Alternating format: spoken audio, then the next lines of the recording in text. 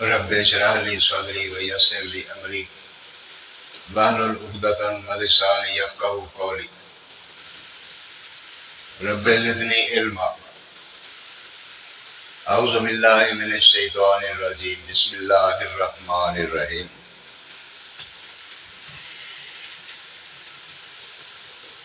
یا ایھا الذین آمنوا لا یسخر قوم من قوم عسى ان یکونوا خیرا منهم ولا نساء من نساء عسى ان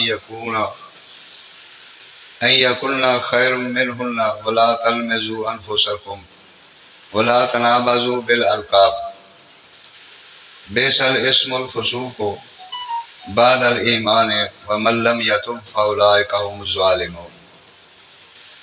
یا ایھا الذین آمنوا اجتنبوا کثیرا من الظن ان بعض الظن اسم ولا تجسسوا ولا یغتب بعضکم بعضا ایحب احدکم ان یاکل لحم اخیہ میتا فکرہتموہ واتقوا اللہ ان اللہ تواب الرحیم. معزز سامعین، یہ سورۃ الحجرات کی چند آیات آپ کے سامنے تلاوت کی ہیں. اللہ تبارک و تعالیٰ سے دعا ہے کہ اللہ حق اور سچ بیان کرنے کی توفیق عطا فرمائے اور پھر اس پر عمل کرنے کی بھی توفیق عطا فرمائے. میرا جو مضمون ہے وہ ہے اسلامی معاشرہ. میرے دوستوں، سب سے پہلے تو میں آپ سے یہ گزارش کرنا چاہوں گا کہ اسلامی معاشرہ قائم کرنے کے لیے چند چیزوں کی ضرورت ہوتی ہے. اگر آپ یہ کہیں کہ ملک میں جمہوری نظام ہو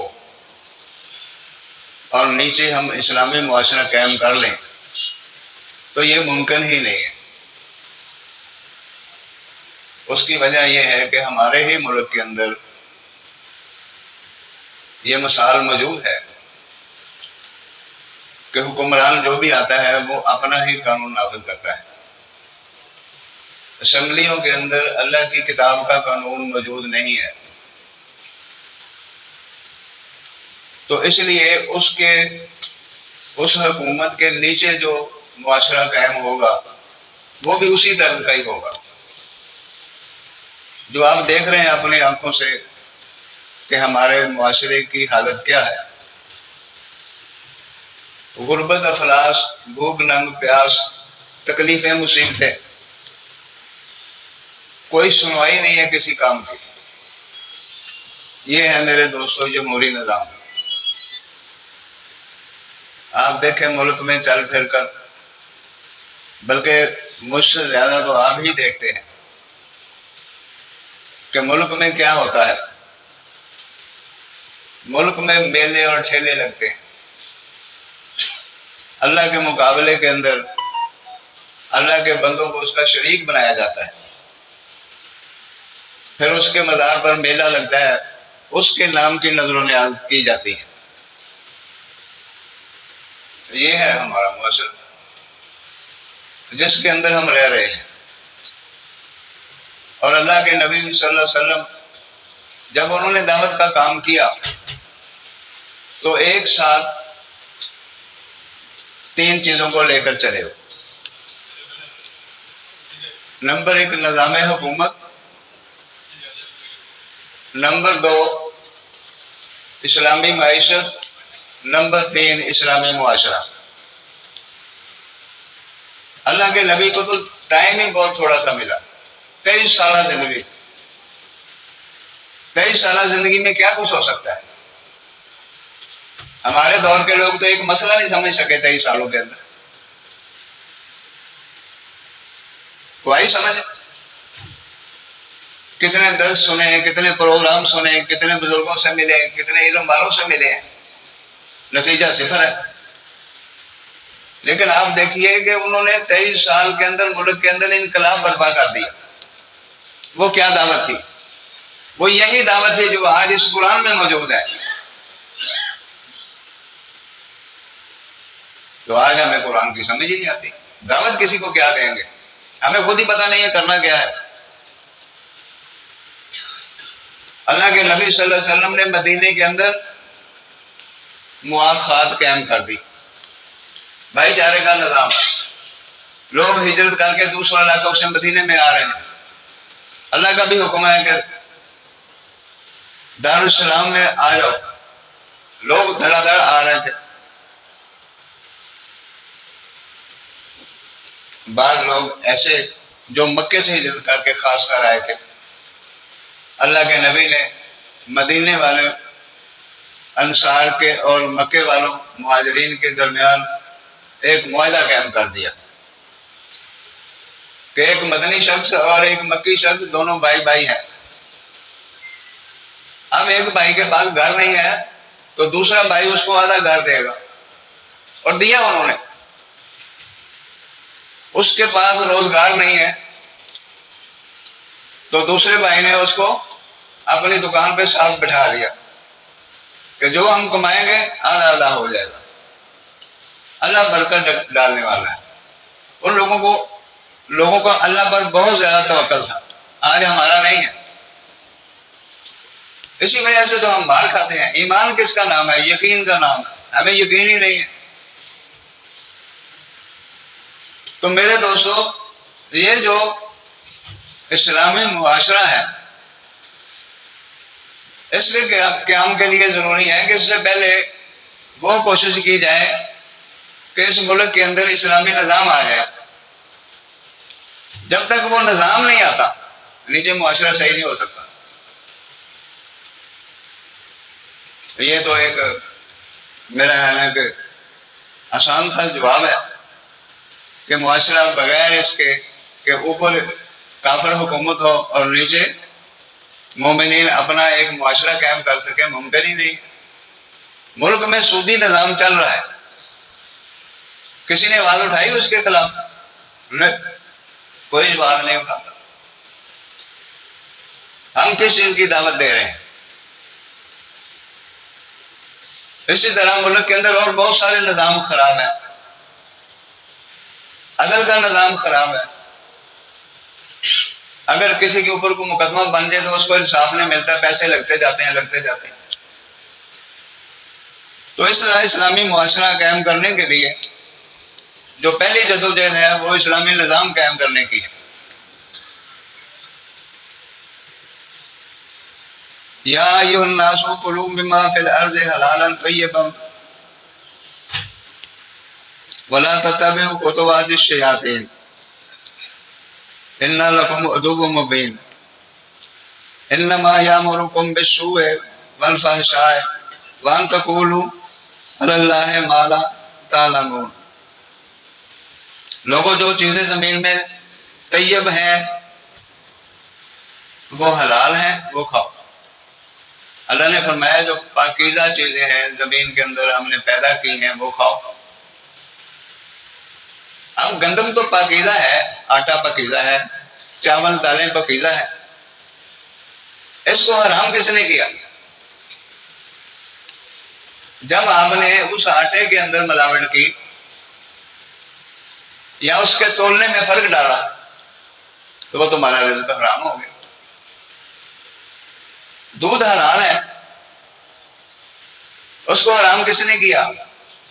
اس کو پانی ڈال کر اس کو زیادہ کر لیا، وہ حرام ہو گیا. یہ حلال اور حرام جو ہے یہ اللہ کے حکم سے ہوتا ہے.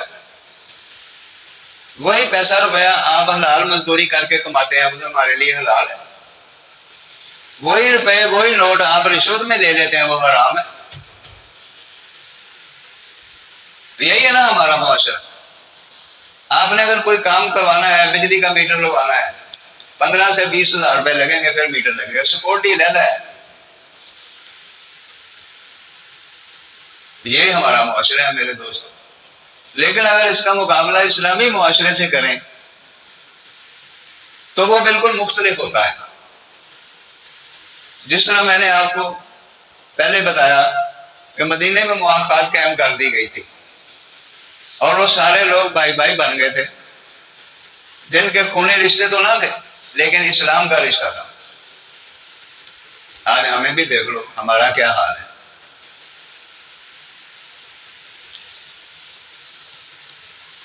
تو وہ تو سوچ بھی نہیں سکتے تھے کہ ہم اپنے بھائی کا کوئی نقصان کریں، اس سے کوئی رشوت لے لیں یا اس کو کوئی تکلیف پہنچائیں، وہ تو سوچ بھی نہیں سکتے تھے۔ اور پھر اللہ کے نبی صلی اللہ علیہ وسلم جو مال آتا تھا وہ ضرورت مندوں کے درمیان فوراً تقسیم کر دیتے تھے۔ مال غنیمت جتنا بھی آتا اس کو فوراً رات کو تقسیم کر کے جاتے تھے، اس کو رکھتے نہیں تھے۔ اور ہمارے حکمران ہم سے ٹیکس لگا لگا کر پیسہ چوری کر کے باہر کے ملکوں میں محل تعمیر کر رہے ہیں۔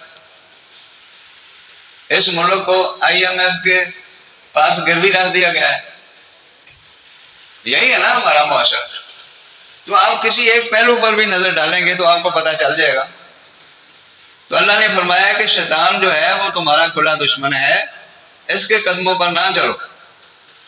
انما یامرکم بالسوء والفحشاء وان تقولوا علی اللہ ما لا تعلمون۔ اور شیطان تمہیں کن کاموں کی ترغیب دیتا ہے کہ تم گناہ کے کام کرو، منکرات کے کام کرو، فحش کام کرو۔ تو میرے دوستو آج کیا ہے ہمارے ملک کے اندر؟ یہ اپنا میڈیا ہی دیکھ لیجیے، کتنی فحاشی پھیلا رکھی۔ اور جب اس کی تحقیق کرتے کرتے آپ پیچھے کی طرف جائیں گے تو آپ پتہ چلے گا کہ یہ تو ایک سازش کے تحت سارا کام ہو رہا ہے۔ مسلمانوں کو بے حیائی اور برائی کی طرف لگا کر ان کو دین سے دور کیا جا رہا ہے، قرآن سے دور کیا جا رہا ہے۔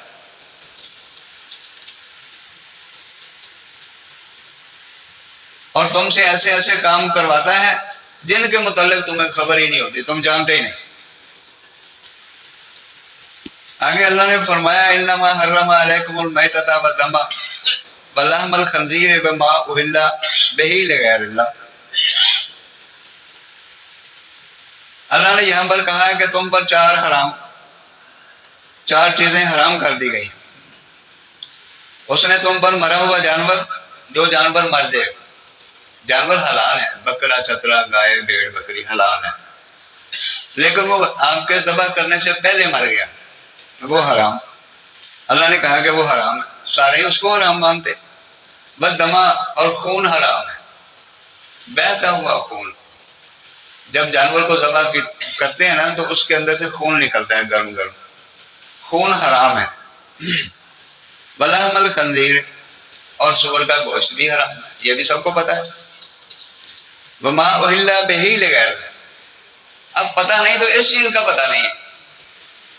ہر وہ چیز، خواہ وہ چاول ہو، بریانی ہو، یا وہ حلوہ ہو، یا کوئی ایسی چیز ہو جو اللہ کو چھوڑ کر کسی اور کے نام پر دی جائے۔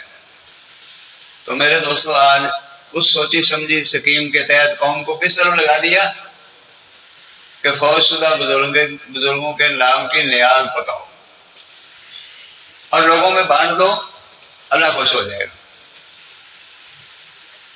اللہ نے کہا ہے کہ یہ بزرگوں کے نام کی یہ بزرگ جو ہیں وہ اللہ نہیں ہے، محمد رسول اللہ صلی اللہ علیہ وسلم اللہ نہیں ہے، علی رضی اللہ تعالیٰ عنہ جن کو اللہ کہا جاتا ہے وہ اللہ نہیں ہے، بابا فرید جس کو اللہ کہا جاتا ہے وہ اللہ نہیں ہے، ویکھن ہوئے پیر فریدن تے باطن دے وچ اللہ ہو، چاچڑ باغ مدینہ دسے تے کوٹ مٹھن بیت اللہ ہو۔ جس ملک کے اندر لوگوں کے نظریات کی ایسی بنیادیں ہیں وہاں اسلامی معاشرے کا تصور بھی نہیں ہو سکتا۔ تو فرمایا کہ غیر اللہ کے نام پر جو بھی چیز دی جائے وہ حرام ہے۔ آگے ایک چھوٹی سی چھوٹ اللہ پاک نے دے دی ہے، فمن اضطر غیر باغ ولا عاد فلا اثم علیہ ان اللہ غفور رحیم۔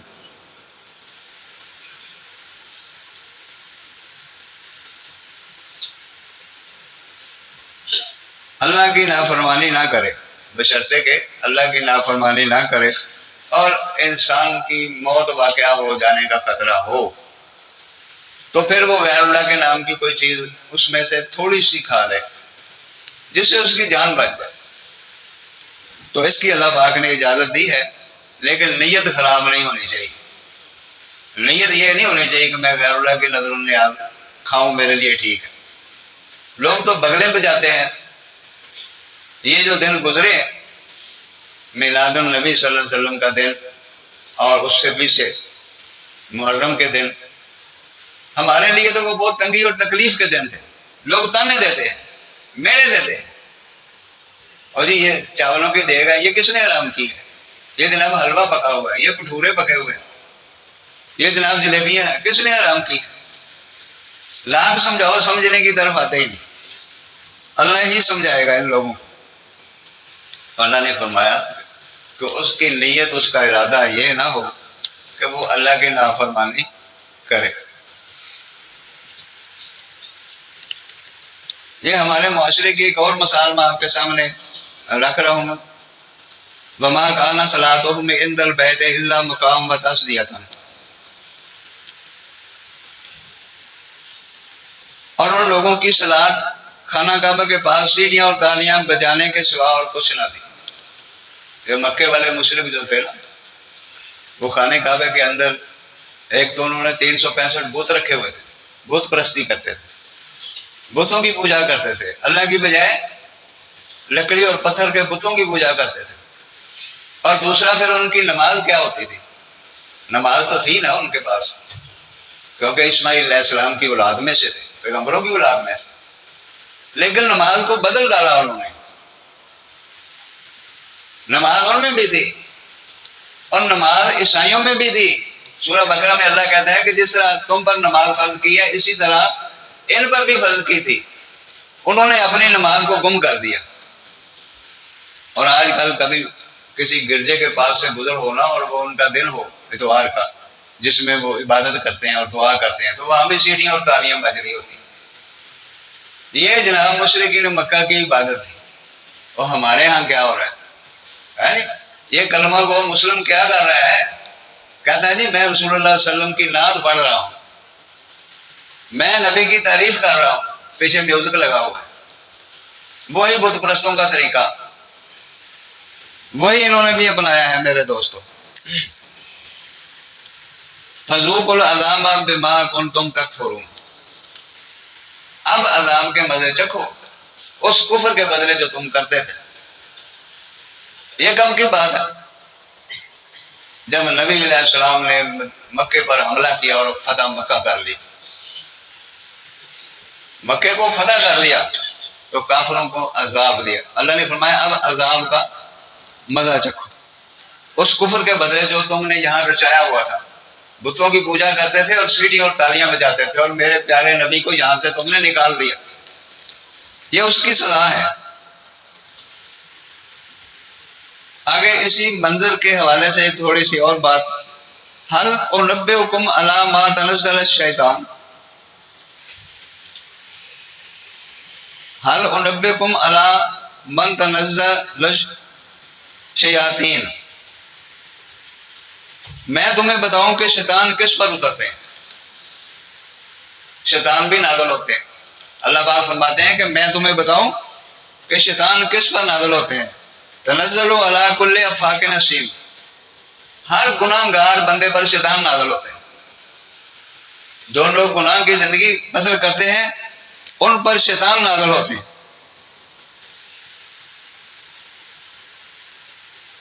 یلقون السمع واکثرهم کاذبون، جو سنی سنائی باتیں ایک دوسرے کے کانوں میں ڈال دیں۔ آج جو معاشرہ بنا ہے ہمارا، آپ کو پتہ کیسے بنا ہے؟ جو بڑے وڈیرے ریٹائر ہوئے لوگ، وہ کسی باغیچے میں بیٹھ جائیں گے، کسی دکان کے تھڑے پہ بیٹھ جائیں گے، تو بیٹھ کے باتیں کریں گے۔ تو کیا باتیں کریں گے؟ کہ اللہ کے نبی تو جی حاضر ناظر ہیں۔ وہ کہتے ہیں وہ حاضر ناظر ہیں، مختار کل ہیں جی اللہ کے نبی۔ اگر اللہ اپنے حبیب کو نہ بناتا تو یہ کائنات ہی نہ بناتا۔ جب سمجھاؤ تو اتنا منہ پھول جاتا ہے۔ بھائی دلیل اس کے لیے کیا ہے؟ بتاؤ تو صحیح، کہاں لکھا ہوا ہے؟ کس کتاب میں لکھا ہوا ہے؟ قرآن کی کوئی آیت بتاؤ، کوئی اشارہ نہیں بات بتا دو، تو جواب ہوتا نہیں ہے۔ لیکن یہ سینہ بسینہ سینہ گزٹ کہانیاں جو تھڑوں پر بیٹھ کر بیان کی جاتی ہیں، یہ ان کی مرہون منت ہے۔ ابھی رجب کا مہینہ چڑھا نہیں تو بس کنڈے شروع ہو گئے، جی امام جعفر صادق کے کنڈے۔ کچھ پتہ نہیں ہمارا دین کا، امام جعفر کون ہے، کنڈے کس کے ہیں، بس دیکھا دیکھی۔ ہماری جی اماں پکایا کرتی تھی اس لیے ہم بھی پکاتے ہیں، بہو کہتی ہے اماں ختم دلایا کرتی تھی ہم بھی دلاتے ہیں۔ وہی ابراہیم علیہ السلام والی قوم والا جواب۔ وہ پوچھتے ہیں کہ یہ جو بت پرستی تم کر رہے ہو اس کی توجیہ تو بتاؤ، کیا وجہ ہے کہ تم ان کی بت پرستی کر رہے ہو؟ وہ کہتے ہیں جی ہمیں تو کچھ پتہ نہیں، ہم نے اپنے باپ دادا کو ایسے ہی کرتا ہوا پایا، ہم بھی ویسے ہی کر رہے ہیں۔ یہی حال اب اس قوم کا ہے۔ تو میرے دوستوں، جو سمجھانے سے بھی نہیں بات سمجھ آتی، لیکن سمجھی بیٹھے ہیں کہ ہم صحیح جا رہے ہیں، سیدھے راستے پر ہیں، تو اللہ نے فرمایا کہ میں تجھے بتاؤں کہ شیطان کس پر نازل ہوتے ہیں؟ ہر جھوٹے گناہ گار پر نازل ہوتے ہیں۔ یلقون السمع واکثرهم کاذبون۔ یہ سنی سنائی باتیں، ایک نے بات سنی سنائی آگے بیان کی، اس نے آگے بیان کی، یہ کرتے پھرتے ہڈی جاتی کا بات۔ چلو بس شعراء